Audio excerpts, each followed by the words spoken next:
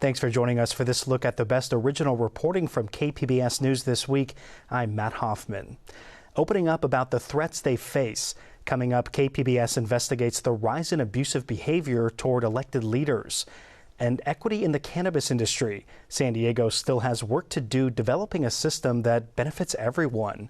And see the work that goes into training a bloodhound. It's to help with search and rescue efforts here in San Diego. We're going to start off south of the border in Tijuana, which is large enough to be the 5th most populous city in the U.S. This week, KPBS's border reporter Gustavo Solis gave us a 2-part series. It's on the city's infrastructure and how it's struggling to keep up. Tijuana is falling apart. The city has failed to keep up with decades of growth. Now its infrastructure is buckling under the weight of 2.2 million residents. This 3-story apartment building collapsed in April after a rainstorm. City officials are currently monitoring 12 other buildings at immediate risk of collapse. This is the result of heavy rain, shoddy and sometimes illegal construction, and lack of investment in public infrastructure. So there's no prevention, and there's not also a way to modernize. So says Carmen Romo. She's an activist with Tijuana Calidad de Vida. The group monitors Tijuana's failing infrastructure. Romo believes that the city could and should do more to prevent these catastrophes. I mean, what's happened is that the city, it comes out with more reactive action on whatever it's already broken, but they don't actually have like these programs to rehab, modernize, and maintain. Making matters worse is Tijuana's geography. The city is full of steep hills and deep canyons that are particularly vulnerable to deadly flash floods. The currents are strong enough to drag children into sewer drains and sweep cars off the road. Corpses regularly wash down to the bottom of canyons. Just south of here, we found 2 teenagers who drowned. Illegally built homes on hillsides add to the crisis. Experts say roughly 40% of all homes are built without permits. Many don't have a foundation or retaining wall. The hills don't have vegetation to prevent erosion. Juan Enrique Bautista Corona is director of Tijuana's Urban Development Department. All of this is based on the fact that they don't respect the rules and regulations.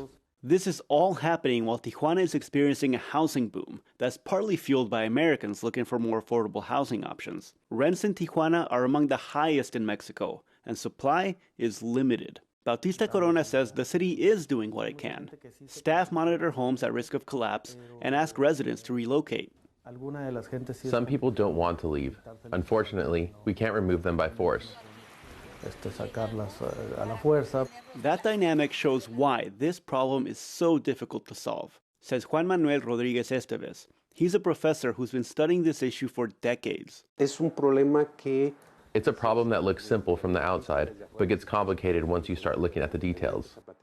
Rodríguez Esteves says that people are generally aware of the risks of living there, but they have more pressing concerns. They're worried about getting to work on time, taking their kids to school, paying the rent. But the city can't blame it all on illegal construction. It's also a matter of enforcing existing rules and regulations. That building that collapsed in April, it was approved by the city. There are a lot of regulations in Mexico. The problem is no one enforces them. Activists are not optimistic about Tijuana's ability to turn things around anytime soon. El cambio climático es inminente. Climate change is imminent. I'm sure that these rains are going to be the least of our worries. We need to be prepared. Meanwhile, the crumbling continues. Gustavo Solis, KPBS News. Tijuana's Parque Baja California should be the ideal community park. Big leafy trees provide shade, and benches give visitors a comfortable place to sit down and feel the ocean breeze. Then there's the storm drain. It smells like excrement. Martin Acosta is an architect and environmental activist. He says the water flowing through the storm drain stinks. A little boy dropped his ball in the water, said it smelled like poop when he recovered it. And he's right, because that's what it is. Parque Baja California is a microcosm of an environmental and public health crisis plaguing both sides of the border. In theory, the sewage and storm drain systems should be completely separate, but in practice? People connect to the storm drain, and then we end up having wastewater running through those storm drain pipes. Carmen Romo is an activist with Tijuana Calidad de Vida.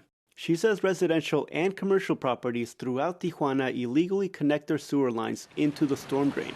As a result, countless gallons of untreated sewage flow out of storm drains into the ocean and then north towards Imperial Beach and Coronado. We're looking at some of the pipes that are for storm drain, and you'll see liquid that it's coming out of them, and it's not raining. So, and we can also tell it by the smell. Playas de Tijuana is a beach neighborhood just south of the border. There, the coastline is filled with storm drain pipes emptying out into the Pacific Ocean. These pipes should be dry when it isn't raining, but they flow nearly year-round. This is something that happens on a regular basis, and through the coast, if you walk along, you'll see several storm drains just popping up sewage. And this is happening all over Tijuana. A little bit more inland, there's a canyon that diverts stormwater directly into the Tijuana River, which flows into the U.S. Rosario Zagaray is an environmental activist with Wild Coast. Even though it hasn't rained, water is still flowing. Obviously, this isn't rainwater. Why does this happen? Many of the homes along the canyon are illegal builds with no permits. Baja California officials only connect homes to sewage systems if the property owner has a deed, but many of these homes aren't on the books. They don't have deeds to their home, so the state can't connect their sewer line. Other folks have deeds, but they don't want to pay the connection fee. Without alternatives, people who live in these houses simply connect their sewage pipes to storm drains. Romo says residents have been complaining about these issues for decades, but officials ignore them. Part of the problem is tension between state and local government. She says they point fingers at each other and nothing ever gets done. The state manages the water and the sewer, and then the city of Tijuana manages the storm drain. Juan Enrique Bautista Corona is director of Tijuana's Urban Development Department. He says the city reports illegal sewage lines to the state. We report issues to the state agency, but they handle inspections. He says it's the state's responsibility to address the problem. The state agency in charge of wastewater did not respond to questions from KPBS. Bautista says that Tijuana does clear garbage that clogs up the system. The city has collected 6,000 tons of trash in the last 3 years. Juan Manuel Rodriguez Esteves is a professor who studies Tijuana's infrastructure. He says conflict between state and local governments is a constant obstacle. When you go to the city or state, they both tell you that it's not their problem. But he also says Tijuana residents and businesses need to take responsibility and obey the law. Regardless of who's at fault, Rodriguez Esteves says that the crisis won't be solved without massive effort from all parties. I don't have a magic solution for you. There has to be coordination between the city and state. It's a matter of all of us being organized. Until then, the untreated wastewater will continue to flow. Gustavo Solis, KPBS News.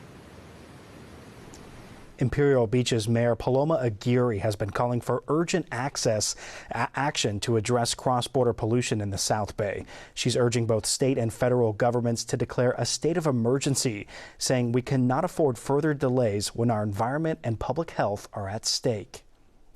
The University of San Diego has recently studied some of the threats faced by local elected officials, especially those made online. More often than not, it's women who see the most of it. KPBS's Amitha Sharma spoke with some of them, and we want to warn you, this story contains graphic language. You disgusting fat pig. I hope they gut you like the slob that you are and hang you up to drip dry.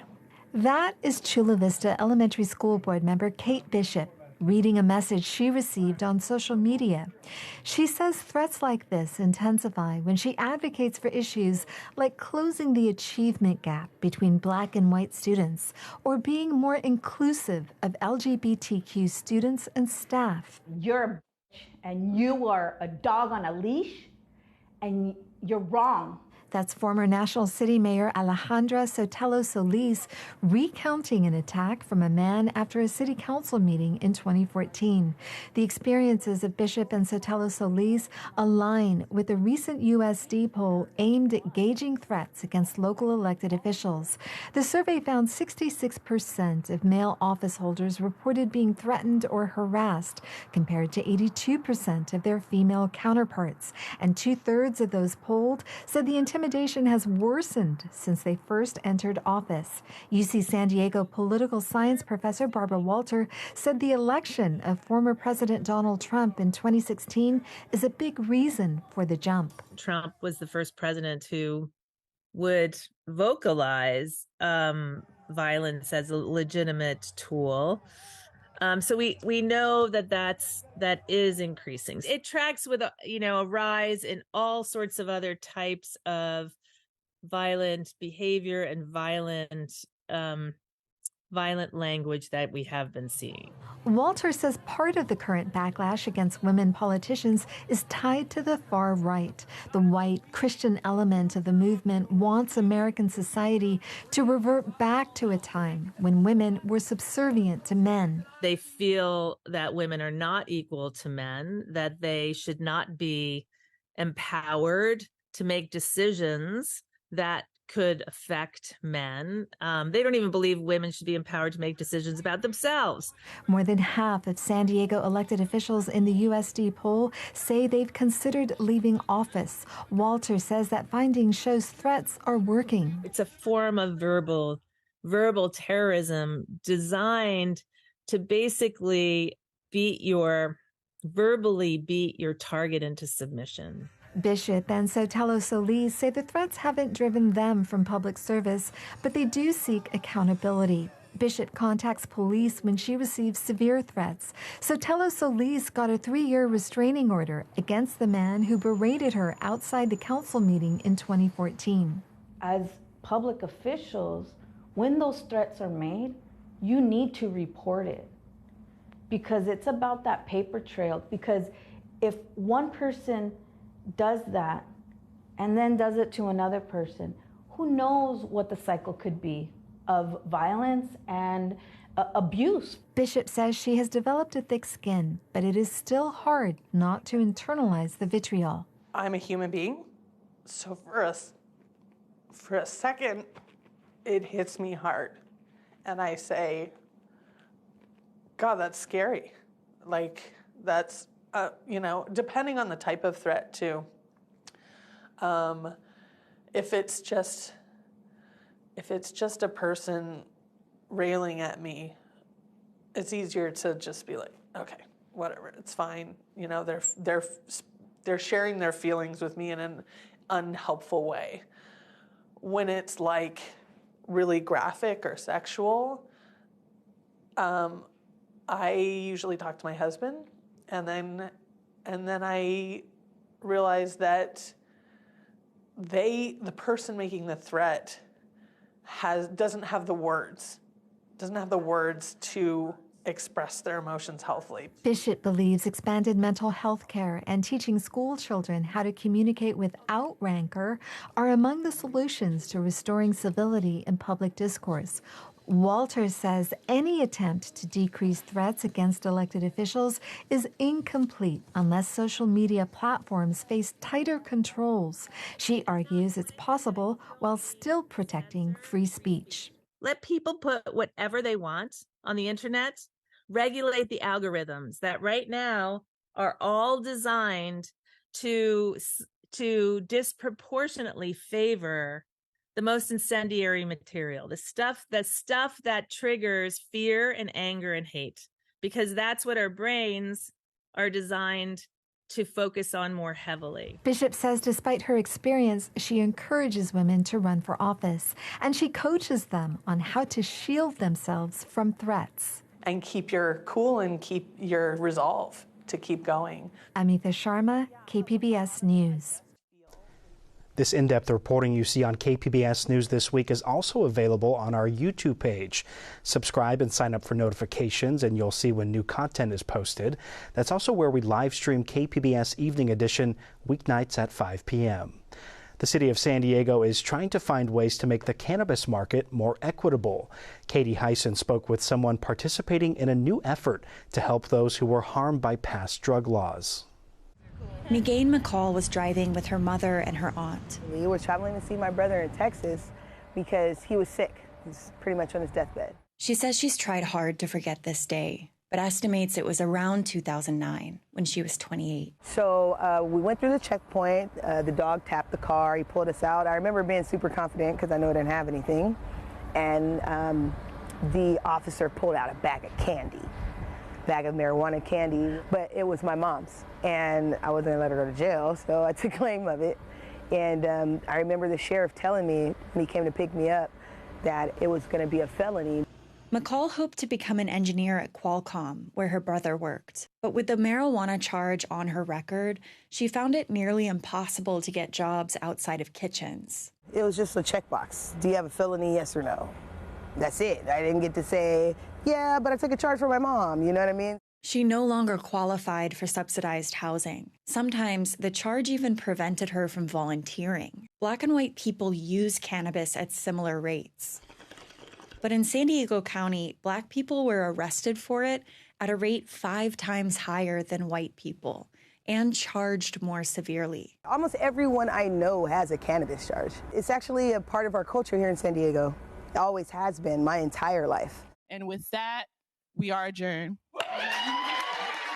The California Reparations Task Force estimates the war on drugs cost each Black Californian more than $100,000. And the harm went beyond finances. McCall says the criminalization of cannabis cost her her brothers, who turned to harder drugs. Because the harder drugs leave your body sooner. So when they end up on probation and things of that nature, they don't want to smoke weed because they can't get it out of their system fast enough. And that ended up taking my brothers out. In 2016, California legalized recreational marijuana. Suddenly, some were getting rich off the very thing that had cost McCall so much. When it crossed over from medical to recreational, I kind of felt like, all right, here's our chance. But the rules say you have to already be renting space when you apply. It can take up to a year for city staff to respond with a decision. McCall couldn't afford the rental costs without a guarantee she could make her money back. Like many of the people most harmed by the war on drugs, McCall was frozen out of the market. No one likes to give us loans, so we were stuck in a rock and a hard place. Like, I'm not going to tell you no, but I'm going to tell you need this stuff, and I'm not going to give it to you. In 2020, McCall says a friend invited her to pre-planning meetings for the Cannabis Social Equity Program. She says she had to educate herself to even be able to participate. For like the first 3 to 6 months, I had no idea what was being said. No clue. I had no idea. I don't know legal jargon. But she discovered her presence made a difference. She told city staff she didn't qualify for the program because her charge was out of state. The city later changed the rules. By the next meeting, they had rewritten it. I saw that I had a little bit of power to make change for people. McCall and others who were advising the city requested 36 equity licenses. But a license alone is not enough. They are asking that city code be rewritten to remove some of the biggest barriers, like the existing rental requirement. They're also asking for a forgivable loan. Starting a cannabis business can cost hundreds of thousands of dollars. If McCall gets a license, she plans to open a warehouse and hire people from her neighborhood. Me and 4 of my friends do the same thing. Now we have a bank between us, and my neighborhood needs something for the park. They don't have to go to City Hall and beg for it. We're looking for a teen drop-off center, right? They can come to us.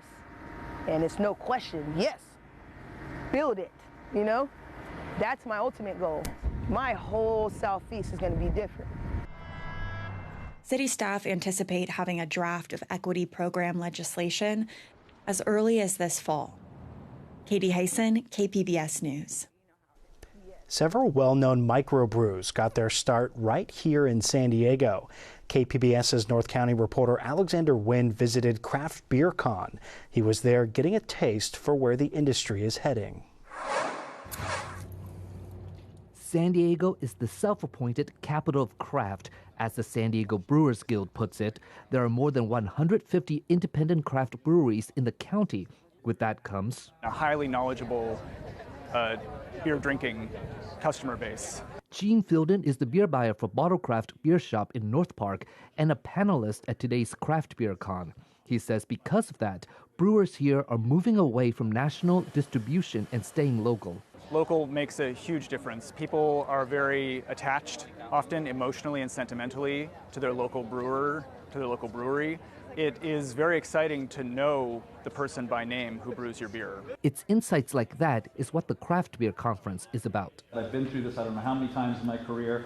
Organizers say today's event is about the exchange of ideas, where brewers bring what they learn from each other back to their own breweries and apply it there. Jake Nunes is the vice president of the San Diego Brewers Guild, the organizer of the event. He says the conference is an opportunity for the people in the industry to share resources and network.